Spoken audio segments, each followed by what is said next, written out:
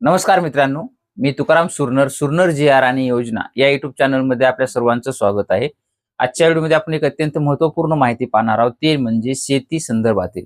सद्यस्थितीला जर पाहिलं तर कृषी विभागाकडनं शेतकरी मित्र म्हणून 11,587 शेतकरी मित्र हे गावासाठी आता नेमले जाणार आहेत. एका गावासाठी एक शेतकरी किंवा एक दोन गावासाठी एक शेतकरी मित्र असा नेमला जाणार आहे. हे का? कारण की राज्यामध्ये जर पाहिलं तर नवीन संशोधन असेल किंवा तंत्रज्ञान असेल आणि आधुनिक शेती जे काही असतील त्या बाबीस डायरेक्टली शेतकऱ्याच्या बांधावरती पोहोचवणं हे अत्यंत महत्वाचं असल्या कारणानं ही नेमणूक केली जाणार आहे. आणि हे जे काही शेतकरी मित्र आहेत ते फक्त मानधनावरती ठेवले जाणार आहेत. आत्मा योजना जी काही आहे ते आत्मा योजनेअंतर्गत त्यांना मानधन दिलं जाणार आहे.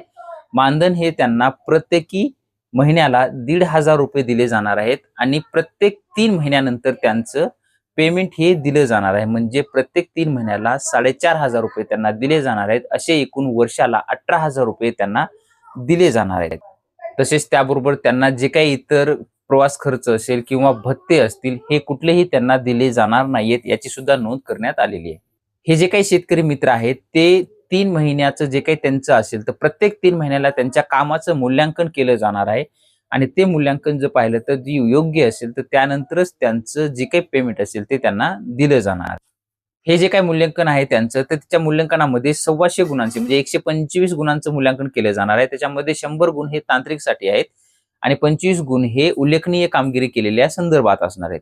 यात जर पाहिलं तर शेतीशाळेची उपस्थिती असेल, त्यानंतर जे काही ग्रामसभेमध्ये मांडण्याचे मुद्दे असतील किंवा इतर सर्वेक्षण वगैरे असेल याचा सर्वांचा समावेश त्याच्यामध्ये केला जाणार आहे. आणि आता हे जे काही शेतकरी मित्र असणार आहेत त्यांचं वय किती असणार आहे तर वय त्यांचं 25 वर्षे ते 60 वर्षे या वयोगटातील असणार आहेत.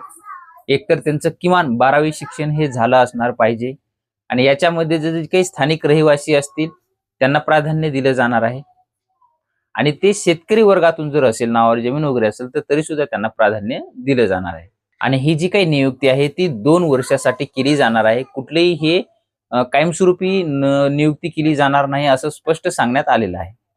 आत्मा योजनेअंतर्गत सहाय्यक कृषी अधिकारी हे एक पद मंजूर आहे. त्याच ठिकाणी हे शेतकरी मित्र म्हणून काम करणार आहेत. आणि आता हे शेतकरी मित्राची कामं काय असणार आहेत तर त्याच्यामध्ये पाहिलं तर कृषी विभागाच्या ज्या काही योजना असतील त्याचा प्रसार करणे, शेतकरी जे काही असणार आहे शेतकरी गटांचं त्यांचं मोठ्या प्रमाणामध्ये बांधणी करणे, तसेच शेती शाळांसाठी शेतकऱ्यांचं जे काही निवड असेल ती निवड करणे, त्यानंतर नैसर्गिक शेती जे काही असेल तर त्याचं मोठ्या प्रमाणामध्ये योजनेचा प्रसार करणे, कृषी विभागाच्या ज्या काही विविध मोहिमा असतील किंवा संमेलन असतील याच्यामध्ये सहभागी होणे आणि शेतकरी सुविधा केंद्र स्थापन करणे, अशा पद्धतीचे विविध कामं हे शेतकरी मित्राला करावी लागणार आहेत. तर अशा पद्धतीची ही शेतकरी मित्र कृषी विभागाअंतर्गत 11,587 नेमले जाणार आहेत.